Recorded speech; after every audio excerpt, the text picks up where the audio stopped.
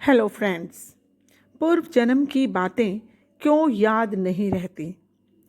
पृथ्वी के लोग जीवात्मा जगत और अपने पूर्व जन्मों की संजोई हुई सभी स्मृतियों को भूल जाते हैं। अनुभव हासिल करने के लिए, खुद को प्रशिक्षित करने के लिए और अपनी आत्मा को शुद्ध करने के लिए हम पृथ्वी पर कई बार जन्म ले चुके होते हैं, ताकि हम अधिक से अधिक ऊंचे स्तर पर प्रगति कर सके। यदि हम पृथ्वी के अपने सभी पूर्व जन्मों को याद रखें, तो क्या इससे हमें अधिक ज्ञान हासिल करने में मदद मिलेगी? बहुत से लोग कहेंगे हाँ, लेकिन हमारा कहना है कि ऐसा नहीं होता, क्योंकि यदि आप अपने पूर्व जन्मों को याद रखेंगे तो क्या आप अपनी पिछली गलतियों को दोहराएंगे? कभी नहीं।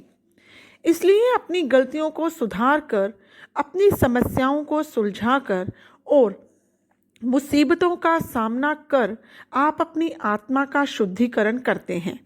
बिना गलती किए, बिना समस्याओं से जूझे और बिना ही दर्द महसूस किए आप अच्छे और बुरे में अंतर नहीं कर पाएंगे। यदि आप यही न समझ सकें तो जीवन का क्या अर्थ है? जीवात्मा जगत और पूर्व जन्मों की यादों को सुरक्षित रखकर मनुष्य का जीवन एक यंत्र की तरह हो जाएगा और अपनी परीक्षा, प्रशिक्षण और कर्म के प्रति आपका रवैया स्वाभाविक नहीं रह जाएगा। जीवन में आप जो चुनेंगे वह पहले से सोचा समझा हुआ होगा। ऐसा चुनाव आपकी वास्तविक मनोस्थिति के कारण किया गया नहीं होगा। पृथ्वी पर हर कोई खुशी चाहता है, लेकिन क्या वे जानते हैं कि खुशी असल में होती क्या है? नहीं। धरती पर लोग सोचते हैं कि खुशी का अर्थ है बहुत सारा रुपया, पैसा, ऐशो आराम, मौज मस्ती और शोहरत। हमें यह बताते हुए अफसोस होता है कि ये सब चीज़ें सच्ची खुशी नहीं देती। असली खुशी तो सच्चे प्यार में, प्रकृति की सुंदरता में, दिल से निकली हुई हंसी और मुस्कान, निस्वार्थ भाव से दूसरों की मदद करने और खुद को उच्च स्तरों तक उठाने के लिए अपनी आत्मा को शुद्ध करने से मिलती है। आप अपनी आत्मा को शुद्ध करेंगे और उच्चतर स्तरों को हासिल करेंगे, और आप इसे गलतियां कर उन्हें स्वीकारते हुए करेंगे। यह इस बात पर निर्भर करता है कि आप अपनी गलतियों को किस तरह से सुधारते हैं, अपनी समस्याओं को किस तरह से सुलझाते हैं और किस तरह अपनी मुश्किलों का सामना करते हैं। ये सभी चीज़ें आप पर ही निर्भर करती हैं। आप अपनी गलतियों को सुधारने, समस्याओं को सुलझाने और मुसीबतों का सामना करने में किस प्रकार के तरीके अपनाते हैं? सच्चे, सीधे और ईश्वरीय तरीके, या फिर बुराइयों और दुष्टता से भरे तरीके? उदाहरण के लिए, यदि आपसे कोई गलती हो जाती है तो आप ये मानते हैं कि आपने गलती की है, तो आपको उस गलती को जरूर सुधारना चाहिए। आपको धरती पर अनुभव हासिल करने, खुद को प्रशिक्षित करने और अपनी आत्मा को शुद्ध करने के लिए भेजा गया है। इससे आप खुद को उच्चतर स्तरों तक उठा पाएंगे। इसलिए आपको जीवन में समस्याओं, मुसीबतों और अन्यायों का सामना करना ही चाहिए। वहाँ जीवात्मा जगत में हमें हर चीज़ याद रहती है। हमारी स्मृतियाँ आपकी तरह मिट नहीं जाती। जहाँ धरती पर हम सब कुछ भूल जाते हैं, जो भी कोई हमने कर्म किए होते हैं उन सबको हम भूल जाते हैं, वहीं दूसरी तरफ जीवात्मा जगत में ऐसा नहीं होता। इसलिए हमारा विकास जीवात्मा जगत में बहुत धीमी गति से होता है। आपका जन्म धरती पर इसलिए होता है कि आप तेज गति से विकास कर सकें, लेकिन आप में से ज़्यादातर लोग नीचे ही गिरते चले जाते हैं। आप हैरान होंगे क्यों आप अपने वास्तविक संसार, जीवात्मा जगत की बातें याद नहीं रख सकते। यदि आपको जीवात्मा जगत की बातें याद रह जाएं, तो आप भले लोग पृथ्वी पर जीने से घृणा करेंगे, लेकिन बुरी और दुष्ट आत्माएं दुर्भाग्य से वह भूल गई हैं कि पहले, दूसरे और तीसरे लोग कैसे होते हैं। कई बार जब निर्दोष होने के बावजूद आपको दोषी ठहराया जाता है तो ईश्वर के प्रति आपकी आस्था डगमगाने लगती है। ऐसे हालात में आपके मन में सवाल उठते हैं कि क्या सच है कि ईश्वर है? यदि ऐसा है तो फिर वह अपने आप को प्रकट क्यों नहीं करते? क्यों उन्होंने कई बार मेरा साथ नहीं दिया? जब मुझे उनकी सबसे ज़्यादा ज़रूरत थी तब वह कहीं नहीं दिखते। मुझे न्याय क्यों नहीं मिलता? यदि ईश्वर इतने भले, दयालु और न्यायशील हैं तो क्यों वे दुष्ट लोगों को ही सफलता की ऊंचाइयों तक पहुंचा देते हैं? क्यों दुष्ट लोग सफल होते हैं और भले लोगों को कष्ट भोगना पड़ता है? आखिर क्यों? क्या आपने भी कभी ऐसे सवाल किए हैं?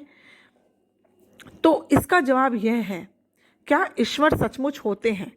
अब इस सवाल का जवाब है कि हाँ, बिल्कुल ईश्वर होते हैं। यदि ऐसा नहीं है तो आपको किसने रचा? किसने पृथ्वी बनाई? किसने पेड़ पौधों, फूलों, फलों, समंदरों, नदियों और पहाड़ों की रचना की? कौन है जो रहस्यमय तरीके से दुष्ट आत्माओं के साथ न्याय करता है? किसने आपके मन में सुंदर और प्यारी भावनाएं भरी? कौन इतना दयालु है जो आपको अपने प्रियजनों के निकट रखता है? ईश्वर के अलावा कौन इतना कुछ कर सकता है? आप निर्दोष थे, फिर भी दोषी साबित किए गए। कहाँ थे ईश्वर उस वक्त? अब यह सवाल है कि अगर हम निर्दोष हैं और तब भी हमें दोषी साबित कर दिया जाए तो ईश्वर हमारे साथ न्याय क्यों नहीं करते?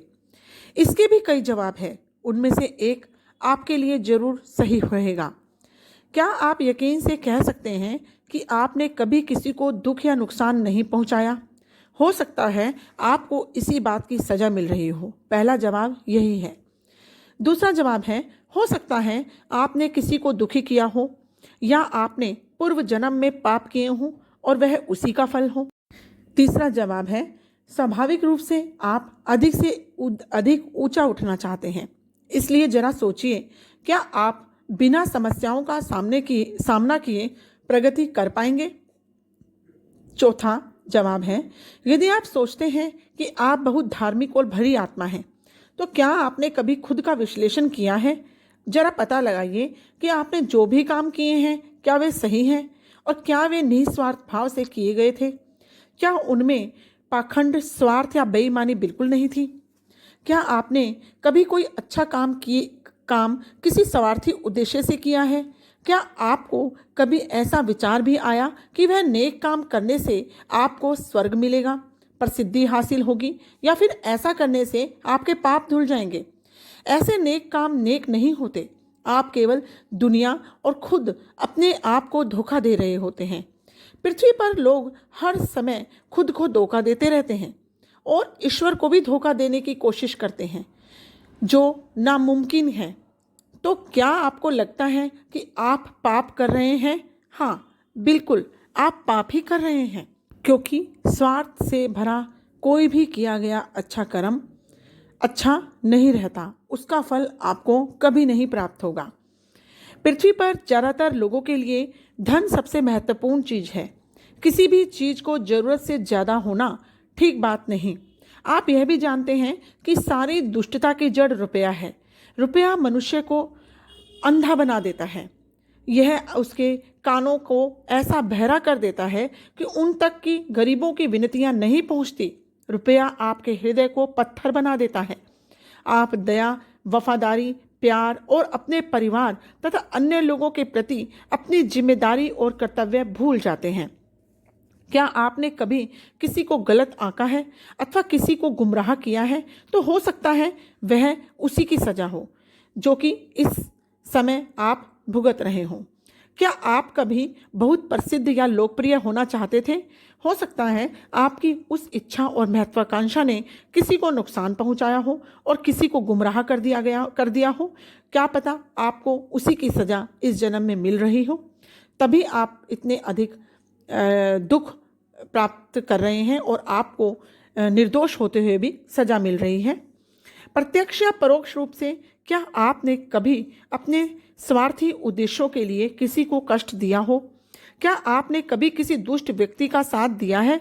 यदि आप दुष्ट लोगों के साथ अच्छा व्यवहार करते हैं तो दुष्ट बने रहने के लिए आप उन्हें प्रोत्साहन देते हैं, तो इस कारण भी आप उसी वर्ग में सम्मिलित हो जाते हैं। अगर आप किसी गलत व्यक्ति का साथ देते हैं तो आप भी गलत ही कहलाएंगे। क्या आपने यह महसूस किया है कि सर्वशक्तिमान ईश्वर कभी अन्याय नहीं करते और वह कभी किसी के प्रति अन्याय करेंगे भी नहीं। यदि आप वास्तव में निर्दोष हैं तो चाहे आपके पास सबूत हो या न हो, वे आपको निर्दोष ही साबित करेंगे, बशर्ते आप ईश्वरीय राह पर चलते रहें। हो सकता है ऐसा तत्काल न हो, इसमें महीनों, वर्षों, दशकों भी लग सकते हैं, लेकिन वे न्याय जरूर करेंगे। खुद का विश्लेषण कीजिए। अपने आप से यह सवाल पूछिए कि हमें यकीन है कि उनमें से एक न एक आप अपने लिए सही पाएंगे। जब भी आप किसी मुश्किल में पड़ जाएं अथवा आपके सामने कोई समस्या खड़ी हो जाए तो अपने से ही यही सवाल करें। हम चाहते हैं कि यह समझ लें, आप पृथ्वी पर हैं और पृथ्वी आपकी आत्मा के लिए एक प्रशिक्षण केंद्र है जहां आपको अनुभव प्राप्त होता है। उच्चतर लोकों तक पहुंचने के लिए शाश्वत खुशी पाने का आपके लिए यह एक अवसर है। पृथ्वी आपको अपने कर्मों का फल सहजता से भोगने, नेक काम करने और निस्वार्थ भाव से दूसरों और अपने प्रियजनों की मदद करने का मौका भी देता है। तो फिर क्या आप आशा करते हैं कि बिना मुश्किलों वाला जीवन, बिना कांटों के गुलाबों की क्यारी, आप अपनी दुष्ट दुनिया से क्या उम्मीद कर सकते हैं? लबालब भरी हुई अच्छाई। आपको अपनी समस्याओं के साथ बहादुरी और खुशी से संघर्ष करना चाहिए। आपको बुराइयों से लड़ना चाहिए। आपको अपनी आत्मा को शुद्ध करना चाहिए। आप इन्हीं कारणों से इस वक्त पृथ्वी पर हैं। हमेशा इसे याद रखिए और बहादुर और साहसी और बुद्धिमान बनिए। आज आपको लग सकता है कि ईश्वर अन्याय कर रहे हैं, लेकिन एक दिन आपको जरूर पता चलेगा कि सर्वशक्तिमान ईश्वर ने जो किया वह बिल्कुल सही था। वह आपके और आपके प्रियजनों के लिए सबसे श्रेष्ठ था। इसमें कोई भी गलती नहीं हो सकती। धन्यवाद।